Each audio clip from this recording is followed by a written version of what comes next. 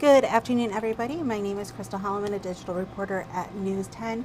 We're going to take you live to Grand Rapids, where former President Donald Trump is visiting, expected to speak to a crowd at the Grand Rapids Convention Center on border policies. We're going to listen in right now.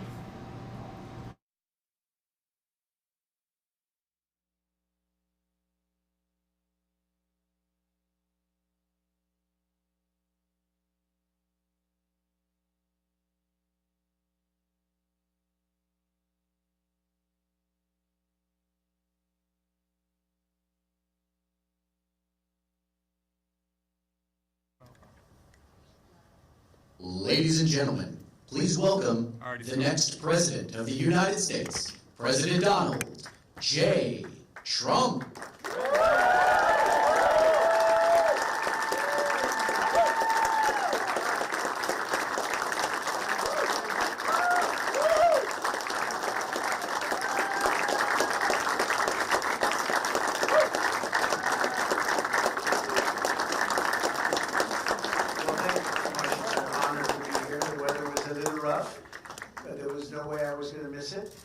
I see we have a lot of media here. That's nice, always nice. They're our deep friends, right? But we're getting better over the years, much better. But I do want to say hello to everybody. This is a special place to me, and we're going to have a big victory. The polls are looking tremendous in Michigan and Wisconsin, and we're going to do something I think that's very, very special. I think it's going to be a very special election. I've been saying November 5th of this year is going to be the most important day in the history of our country. I believe that. So just remember that. We're here this afternoon in Grand Rapids, Michigan, 1,283 miles from the southern border. You've been hearing a lot about the southern border over the last couple of years. We put up a chart which is border related, and you see the lowest point in history was just before I left. Just as I was leaving, that was the lowest point. You see the arrows pointing? And I think that chart spells out better than anything I can say today. In fact, I don't have to say anything. I can just leave. Just take a look at that. That is the best. And then it looks like a rocket ship went off. When you look at the other numbers, it's a shame. It's a sad shame. Under crooked Joe Biden, every state is now a border state. Every town is now a border town, because Joe Biden has brought the carnage and chaos and killing from all over the world and dumped it straight into our backyards. And people are coming in from prisons and mental institutions, and nobody's ever seen anything like it. Under the Trump administration, we had a tough policy of getting the bad people out. We wanted to get them out. We took them out by the thousands, and we took, as an example, the MS-13 gangs out. The countries didn't want to let them back in, and I said, well, then we're not giving you any money. We give them so much money, in this case, $793 million. I said, that's okay, we're not going to give you any money. And they said, well, we'd be glad to have MS-13 coming back into our country. Be an honor. And they took them back, but they wouldn't take them back under Obama. Under the Obama administration with Biden, they wouldn't take them back. And I was told that they won't take them back. And I said, really, what do we give them? And it was close to $800 million. I said, tell them we're not giving it to them anymore. And they immediately said, let's take them back. That negotiation, sheriffs lasted about 3 minutes, and we succeeded.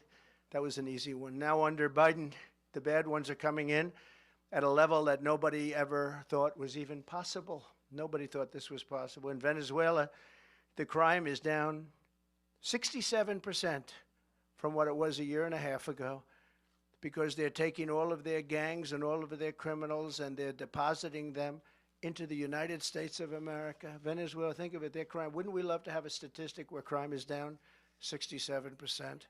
Ours is only going in one direction, and it's going to be very bad now because we have a new form of crime. It's called migrant crime. They're having fistfights with our police officers right in the middle of streets. They're sending prisoners, murderers, drug dealers, mental patients, and terrorists, the worst they have in every country, all over the world. This isn't just in South America.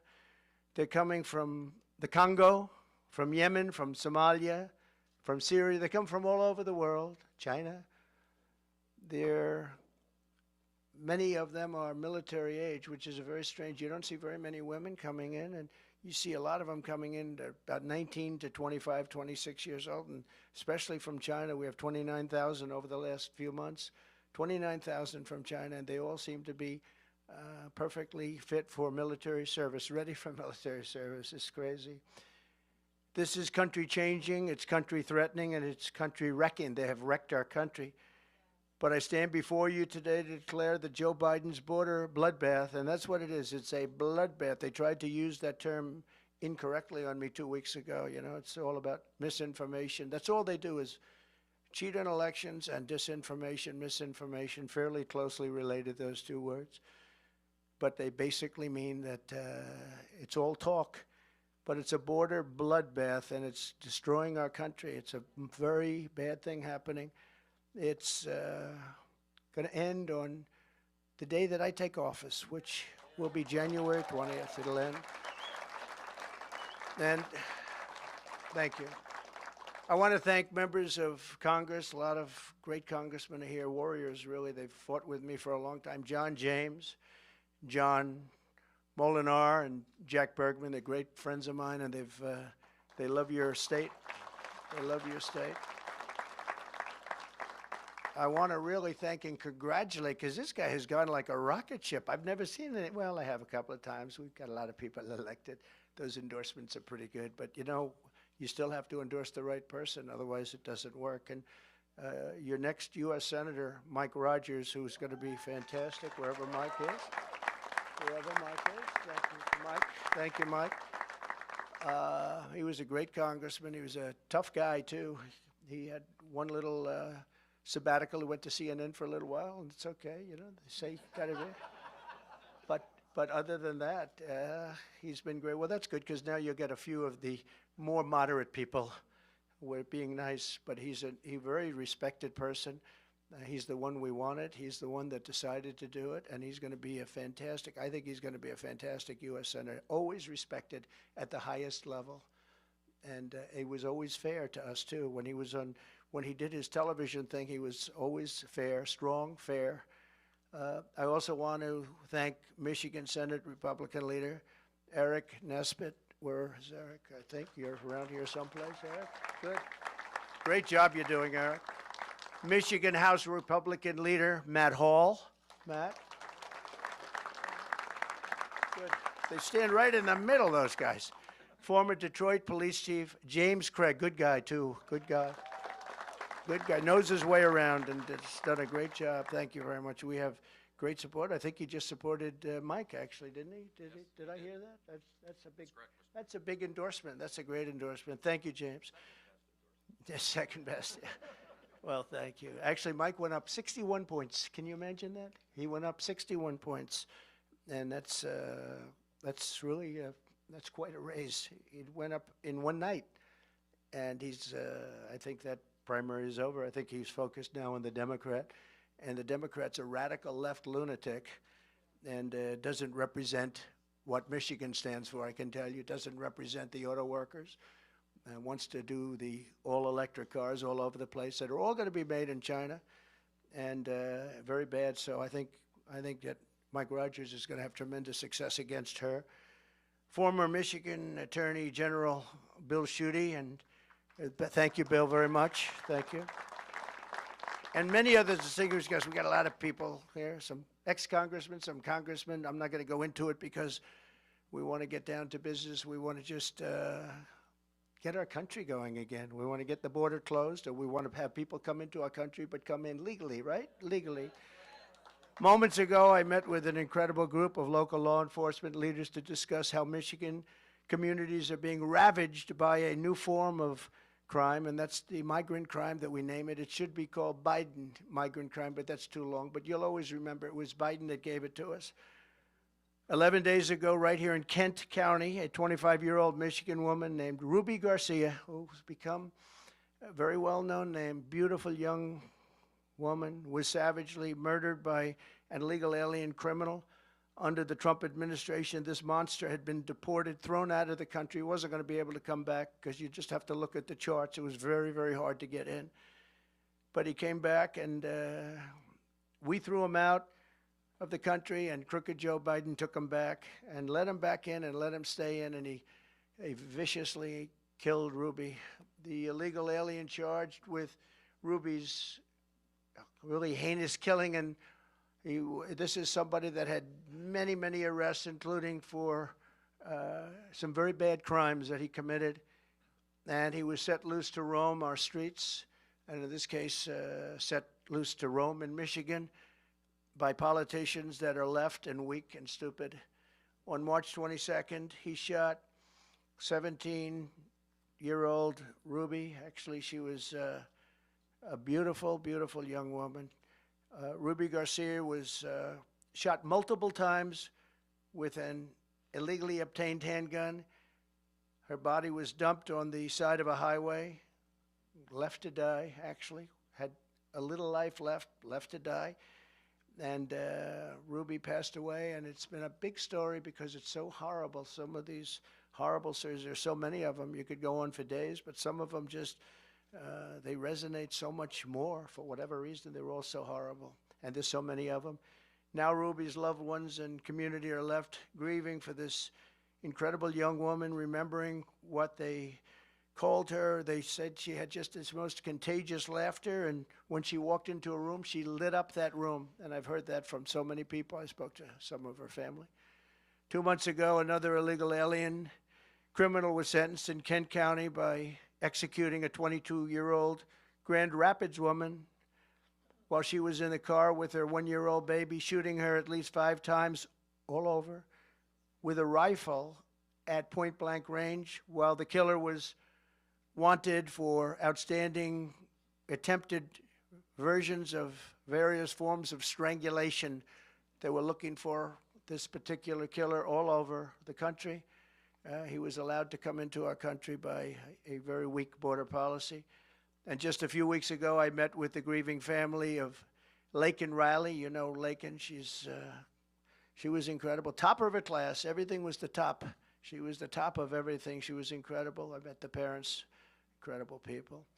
The 22-year-old nursing student in Georgia who was barbarically murdered by an illegal alien animal.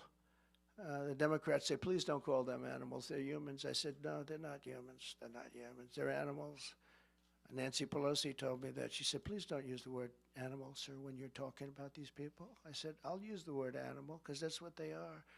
I'll never forget my vow to her wonderful mother, father, and sister 2 weeks ago. And I said, I will deliver justice for Laken. I said that, and now, today, I'm adding something. It's going to be for Laken, and it's also justice for Ruby. We're going to deliver justice for Ruby. We're going to watch what happens with this thug. We're going to watch what happens. And we have all the law enforcement behind. They're going to be watching what happens to this thug. He's not going to get away with it. So many people get away with it. They say, oh, let him go, let him go. I'm the only one that has to put up a bond. You know, I put up a bond. I didn't do anything wrong. I had to put up a bond this morning for $175 million. I did nothing wrong. They can shoot somebody, kill somebody, and walk out of jail an hour later. How about that? Do you think that's a fair policy? That's called radical left. But not one more innocent life should be lost to Biden migrant crime. The first step to restoring safety in America is to fire crooked Joe Biden, get him out November 5th, and we're going to get him out. We're going to have more people voting, I think, than anybody can even imagine. And if that happens, if we swamp them, you know, swamps too. First you want to drain the swamp, but you want to, for purposes of voting, you want to swamp them. And we're going to swamp them, and they won't be able to cheat because they're very good at that. 3 years ago, we had the most secure border in U.S. history, and you see that up there. We ended catch and release. We built 571 miles of border wall very successfully. We're all ready to add another 200. That's far more than I said I was going to build, but it worked so well. We got Mexico to send 28,000 soldiers for those people to say, Mexico, oh, they didn't give the wall. They didn't give the wall. They gave more. They gave us 28,000 soldiers for years. That's why my numbers were so good. 28,000 soldiers. I said, you have to give them. They said, we wouldn't do that. Why would we do that? By the way, did you see Mexico's now asking for $20 billion a year to even sit down and talk to these people? They wouldn't ask me for that. $20 billion a year. Have you seen that? I don't know, Mike Rogers. I think we're going to have to stop that. But $20 billion a year they want just to sit down and talk. Think of it. How crazy is it all? Where have we come? But they said, no, no, no, we won't give you soldiers. Why would we do that? Oh, he said, yes, you will. Oh, you're going to give me the soldiers. No, no, no, we will not do that. Of course, you know, that's what you'd say. That's what I'd say, you will do it 100%. I will do anything you ask, including I will make a really major bet. You will do it. The 28,000, nope, we won't do it. I said, here's the story. If you don't have this approved, it was Friday evening, immediately I'm going to sign a bill where we're going to tariff your cars and all of the other things you send in to hurt Michigan and to hurt other, but regardless of that, because the new threat is China is now building factories. Not with me, they weren't. In Mexico, they're going to build cars in Mexico and sell them, and they think they're going to sell them over our border with no tax, okay? Not going to happen with me. With Biden, it's going to happen. And Michigan and the United Auto Workers will be totally out of business. They're the biggest car plants anywhere in the world. And they're building them in Mexico. A friend of mine builds plants. That's all he can do. He can't walk across the street, but he's the greatest builder of car plants. If you ask this guy, who won the game last night? I don't know. I couldn't care less. All he can do is build plants. He's unbelievable. I said, I want to take a look at some of the plants. He said, okay, are you ready to go to Mexico? So that was bad enough. Then he said, because China is building the largest plants anywhere in Mexico, right along the border, and they're going to make cars. They're not doing it with me. With me, they're going to be tariffed to a level that those cars will not happen. They can't do this to us. They've already done, and whoever heads the auto workers, United Auto Workers, should be ashamed of himself, approving the electric vehicles, all electric. It's the craziest thing. They don't go far. I was just telling the people in the back, I was going to use folks, but I don't like using the word because Biden used it at every single speech. Hello, folks. You know, it's like a nervous habit with him. Hello, folks. Thank you, folks, folks, folks, folks, hundreds of times. So I just sort of put that out. So, but I was telling the people behind me, it would have been a nice time to use that term too. But I said that, you know, when you look at all of the horrible decisions that have been made, but this decision with the electric vehicle, I mean, outside of allowing prisoners and mental institution people and terrorists into our country with no checks, no nothing, no checks, no nothing, by the millions and millions, the electric vehicle one is one of the dumbest I've ever heard too. Because I was in a beautiful place called Iowa, and we had the Iowa primary, which I won by the highest number in history, by the way, which we're very happy about that. By double the highest, actually. We had double the highest, the best margin, doubled. Anyway, so I love it. But it happened to be a little cold that night. It was 40 degrees below zero. And there were more electric cars. I said, what are all those cars doing all over the streets? They're electric cars, sir. They don't work in the cold. So they're going to have to do a little business first. And I want them people to buy electric car if you want one. But I want them to be able to buy every other form of transportation, I want you to use gasoline a lot because we have more gasoline than any country anywhere in the world. So we're playing into China because they're going to make all that's what they have. They have that. We have gas. We have gasoline. We have oil and gas. We have gasoline. And I said, isn't it a shame? We play away from our strength and we play right into their strength by doing this. And the first day, I promise you, I will sign with the electric vehicle mandate is gone. If you want an electric car, you can buy it, but you're going to be able to buy every other form of push, every other form of car and engine and motor that you want, and you're going to have it, and the car companies are going to have to go back. You know, I don't know if you know it, the reason the car companies, the massive subsidy that this country is paying to try and get these cars sold. We have hundreds of thousands of cars, electric. They can't sell them. People don't want them. And you got to go with the market. We've sold about 5% of our cars are electric, and that's fine. I think they're fine if you like to go short distances. If you want to take a trip, I don't think you want to do that. I don't recommend electric. Maybe someday they'll be able to do it, but right now they're not even close. So we're going to end that immediately. We're going to end it day one. But we had remain in Mexico. Think of this. We had the 28,000 soldiers, and when I said I want them now, we had them the following week. That's why our numbers are so good. But we have remain in Mexico, safe third country agreements, asylum bans, Title 42. When people were sick, we don't want them coming into our country with contagious diseases, and they have it. And all of a sudden, you see these contagious diseases spreading, and everyone's saying, I wonder where they came from. I can tell you where they came from. And we had what's called a rapid removal policy, very rapid removal, like how about the following day and even that evening. And all of that's been ended by crooked Joe Biden. It's just so sad. And that's why you see the numbers on the chart where they look like the rocket ship. Joe Biden and his party came in and they blew it all up. Everything was, all the things we did, in so many other ways too, with trade, so many things. We took in hundreds of billions of dollars from China, and they're soft on China. They're soft on everybody. Everybody but me. They're very tough on me. They are soft on everybody, but they're tough on me. But that's okay. It's going to all work out very nicely because the people of this country understand it. You can't interfere with elections like they do. And it's the only thing he's got going, if you think about it. The border policies are horrible. All of his policies are horrible. You look at inflation, inflation's through the roof. No matter what money people are making, the inflation is better. Unless you quadrupled your salary, the inflation is just destroying people in this country, where bacon is up 3 and 4 times, where the food prices are so bad, the energy prices. And by the way, energy is going up again, in case you haven't noticed. Fentanyl and opioid deaths in your state are up 32%, and deadly drugs pour across the border at levels that nobody's ever seen before, steering thousands and thousands of these vats of poison right into Michigan lives. And once peaceful, suburban Michigan is really now, you're under an invasion, and there's no way you can vote for this guy. I mean, look, I don't want to be too casual about it. There's no way you can vote for this guy. You see what I see, and there's just no way. If he makes it to the starting gate, which I find it hard to believe, but if he does, there's just no way. We have to get law and order back. These are the best people in the world. They will know. The sheriff's behind me, and this is in all states. Somebody said, how will you get these criminals out? I say the sheriffs, the police officers, the police, law enforcement, in their local communities, they know every bad kid. They know every bad person.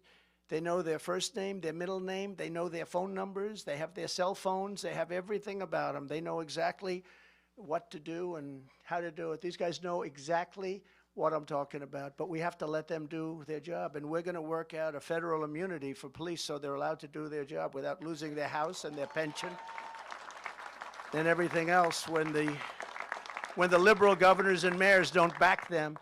In Troy, Michigan, a band of illegal alien thieves recently went on a rampage at a local mall, breaking into the diamond store, smashing the display cases with hammers, attacking the employees, and making off with armloads of jewelry. You read about that, a lot of jewelry. Oakland County organized squads of illegal alien gang members are helping, and they're hiding all over and breaking into rural communities. They're hiding in bushes, actually, they say. They hide in bushes, and then they break into a house when the people leave, and sometimes when the people are there, which is probably worse. But into the rural communities, suburban communities. And, you know, the suburban housewives actually like Donald Trump. You know why? Because I'm the one that's going to keep them safe. They like to say, well, the suburban housewives, I don't know. I think I do great with the suburban housewives because they want to remain safe. But they loot the jewelry, they take their purses, electronics, watches, all of their cash, and the people come back and they say, what happened? If you don't want illegal alien criminals crawling through your windows and ransacking your drawers, then you must vote for the fact that we have to throw crooked Joe Biden out as fast as possible, the damage he can do, and we're talking about a certain type of damage. An even bigger damage could be World War III, because this guy has no clue. He can't put 2 sentences together. And he's dealing with Putin, and he's dealing with President Xi, and he's dealing with Kim Jong-un, all people I know very well. We were under no threat from anybody until this guy got in office. Now they're talking nuclear all the time. We didn't talk nuclear. I rebuilt our nuclear power to a level that nobody has, but you don't mention it, and you don't talk about it. But now Putin's talking about it.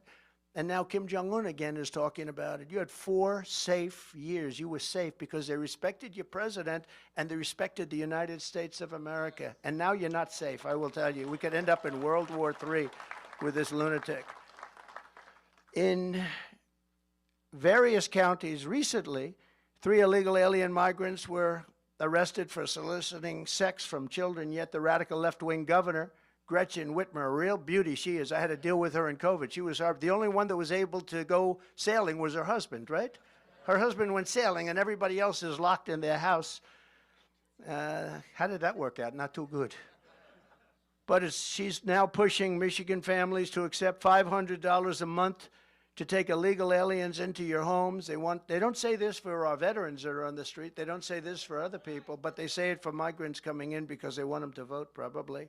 In other words, Biden and Whitmer are stealing your money to give free housing to illegals and then asking you to quarter these people, put them in your homes and feed them and do everything else. And it's just, the whole thing is so crazy. And she's a terrible governor, by the way. Your streets are bad.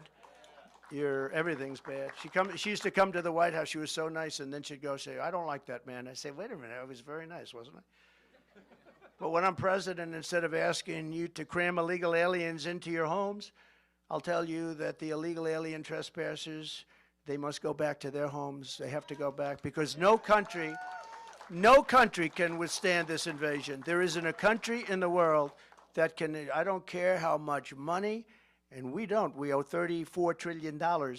There's no country in the world that will withstand the cost of this, and maybe more important than actual dollar cost, the cost that it's doing. It's wrecking our civilization. It's destroying our country. On day one, I will seal the border and we'll begin the largest domestic deportation operation in the history of our country. And if other countries say they won't take them back, we're not going to take them back. I will say that, yeah, here they come. You're just going to hold on to your britches, because here they come. They're coming back. Congratulations. And if you don't think these countries send them, and they send the people, by the way, that they want out, they're not sending their finest. They're sending people that they want. That's why they come out of jails and prisons. That's why they come out of the mental institutions and insane asylums. Human trafficking now is mostly women. Is at the highest level. We had it to the lowest level in 37 years. I had it down to the lowest level in 37 years, and now it's at the highest level ever. And this is human trafficking, mostly in women.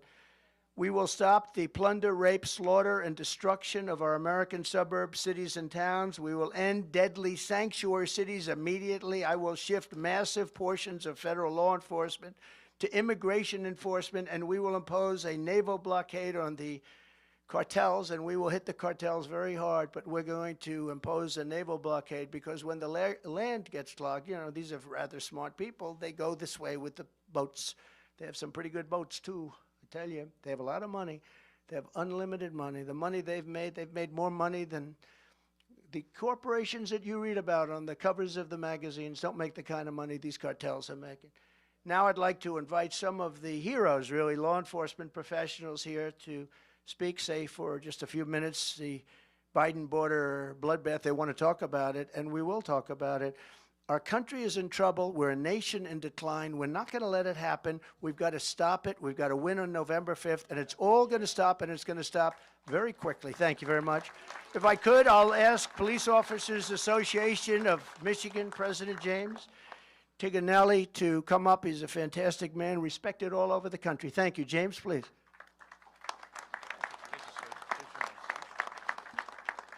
What an honor to be here and with all these leaders of law enforcement and Congress, but with you here, waiting for the next trip up to D.C. with you. I wanted to tell you a little bit about recruiting, retention, and what the life of the police are like right now that we know that you were going to fix for us because you did the last time, just because of how you feel about us. 45 years ago, 45, number sounds familiar, right? 45 years ago, when I hired on at the job, 2,000 people would apply for 200 positions. Because this job of deputy sheriff and police officer was a very honorable job. The guy down the street, you all knew where they lived, you all looked for them for leadership. And nowadays, and let's say the last 10 years, we can't get enough people to fill the vacancies. The academies are empty. Nobody's coming along. And we can't get enough candidates. So why does that happen? It's not because there's no desire, it's because of recruiting. And recruiting, to me, was always the grandpa, Uncle Joe, who was a police officer. Maybe he was the baseball coach that was a cop during the week.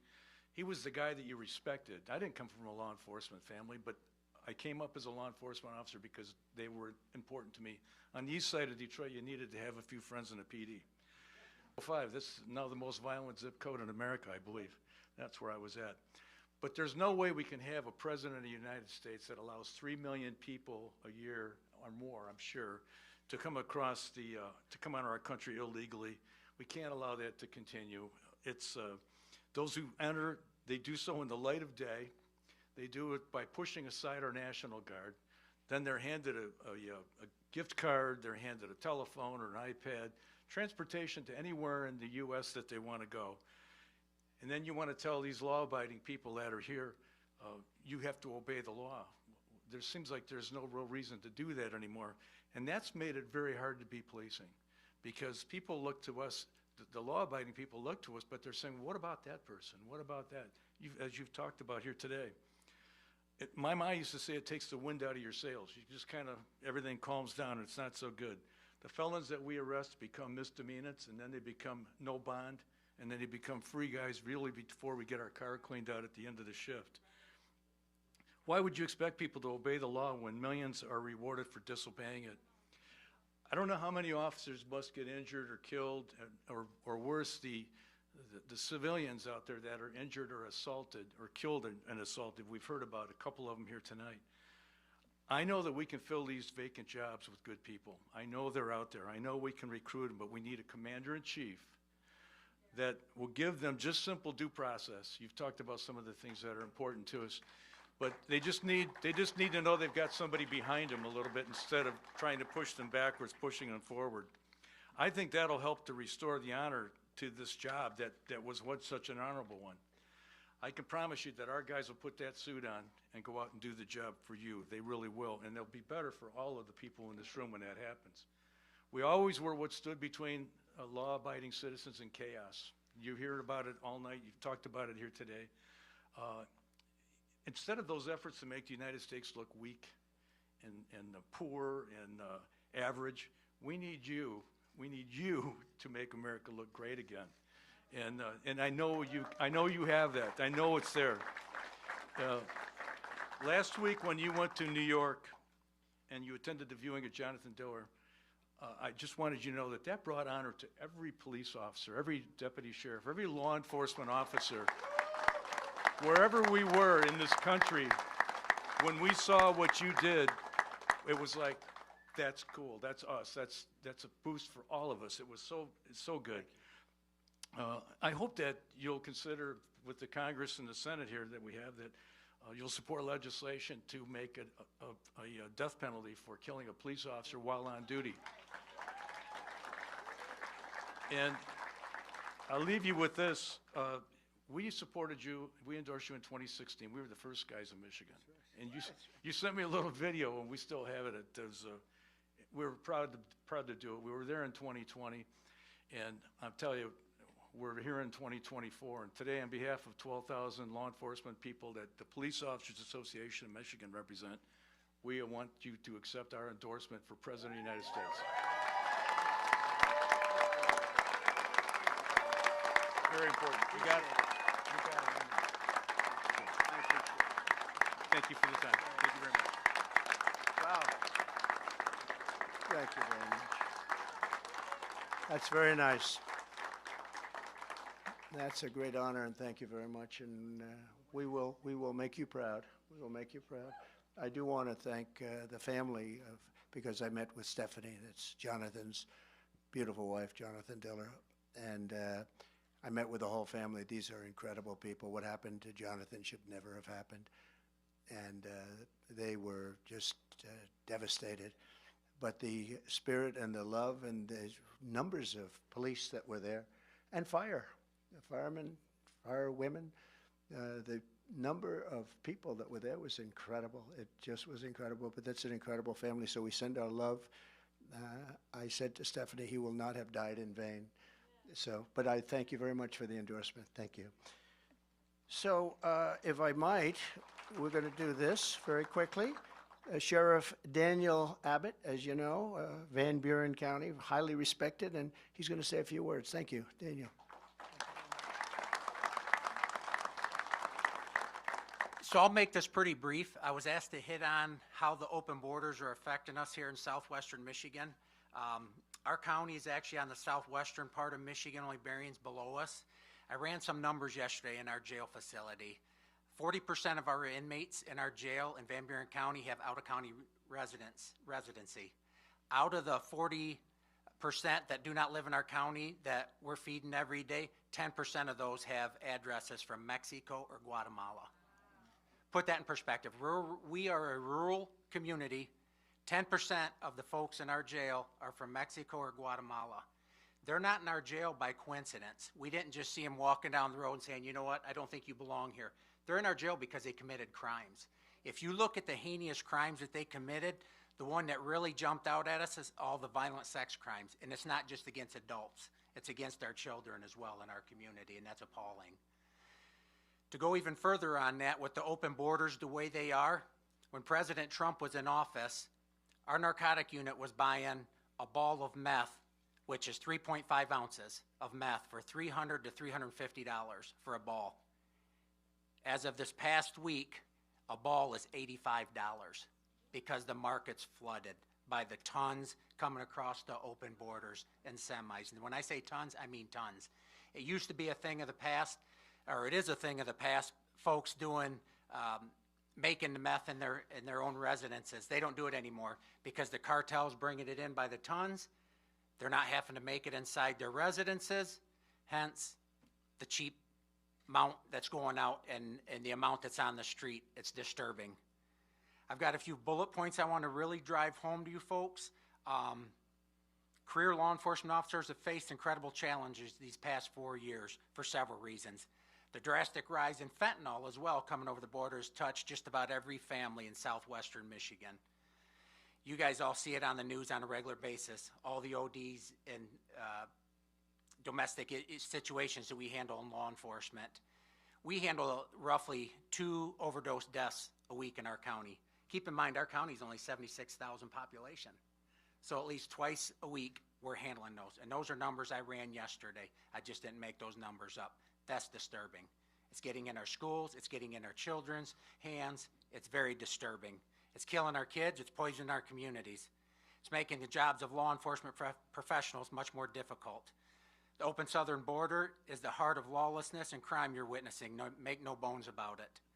We need leadership at the national level that is willing to solve this crisis.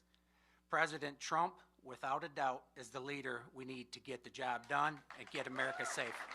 Thank you.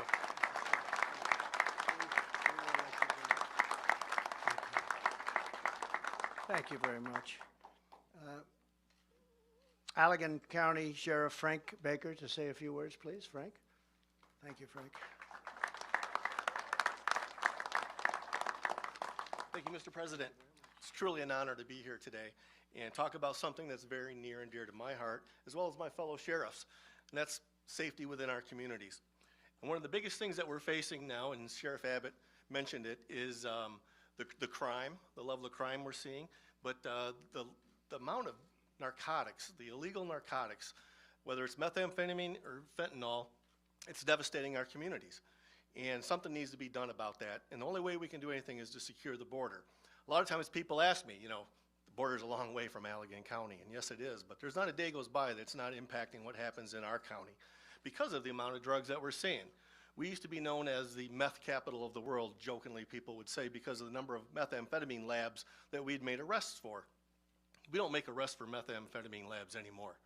I mean, it's a thing of the past because the illegal drugs that we're seeing now, the crystal methamphetamine, is so cheap, as Sheriff Abbott had mentioned, it's cheaper to buy it than it is to make it.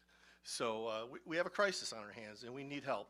And part of that help is going to be securing our borders. So I appreciate you taking the time to meet with us today to talk about this important topic to us, because there are a lot of tragedies that are happening. You mentioned it with Ruby Garcia. In fact, a couple of our deputies made the arrest of the suspect in that case last month. So it's happening in our neighborhoods, even though the border is a long ways away and we need help. And so I appreciate what you're doing to help us and meeting with us today to talk about this concern. Thank you. Thank you, Sheriff. Great people behind me. Is Tom Homan here, by any chance? Tom?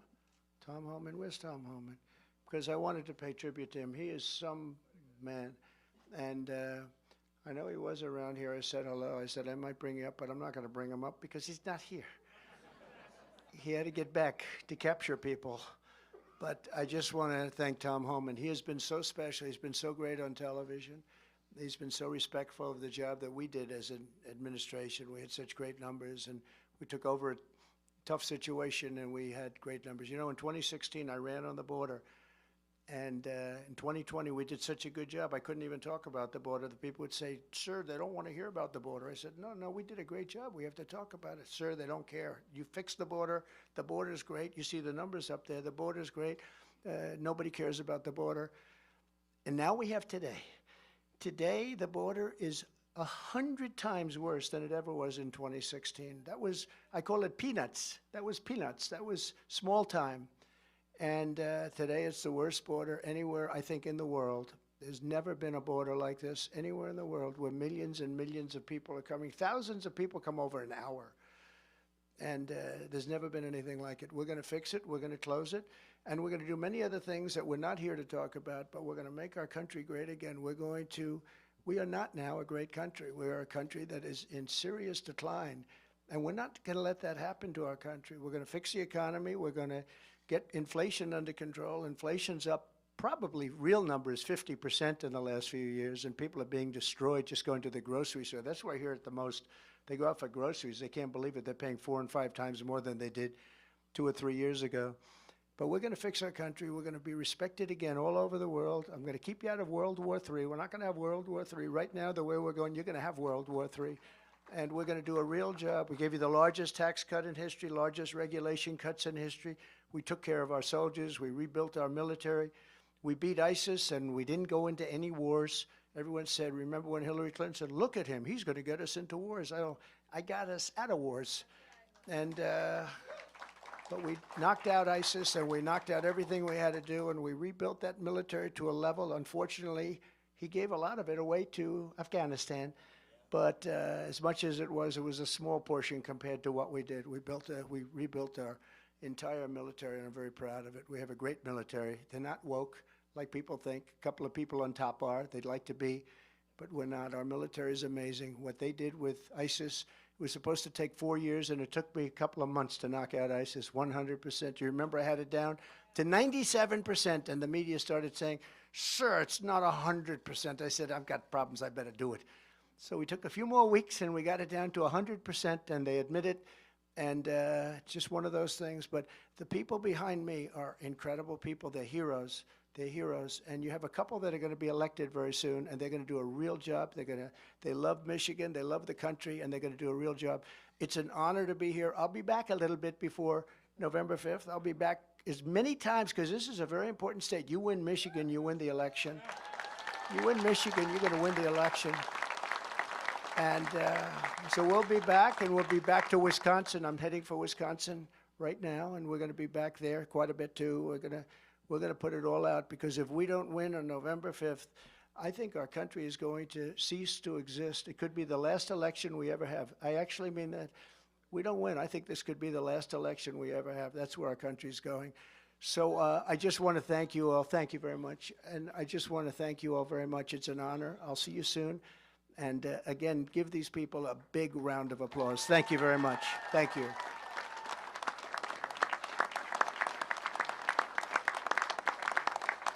Thank you, Charles. I'll get started.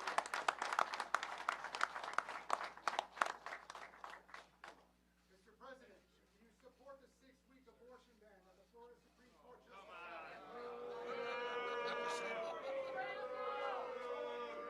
We'll be making a statement next week on abortion. We're going to make a statement next week on abortion.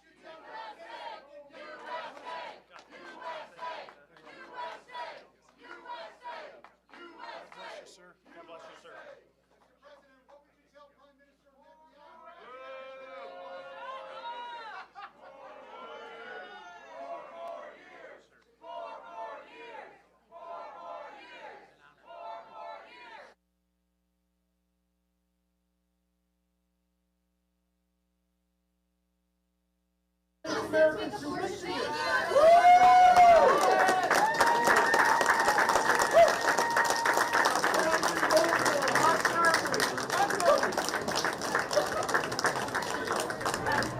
All right, former President Donald Trump speaking to a crowd in Grand Rapids along with some law enforcement members, and we will have more on this from Grand Rapids coming up on News 10 at 6 p.m. Be sure to tune in and also stick with WILX.com for all of the latest, plus all of our streaming platforms. Wherever you get your news, you can download the News 10 app. You can get them right here, Apple TV, Fire TV, Google, Roku, and more. Plus, we live stream on Facebook and YouTube Live. Until then, have a great night, everybody. Thanks for tuning in.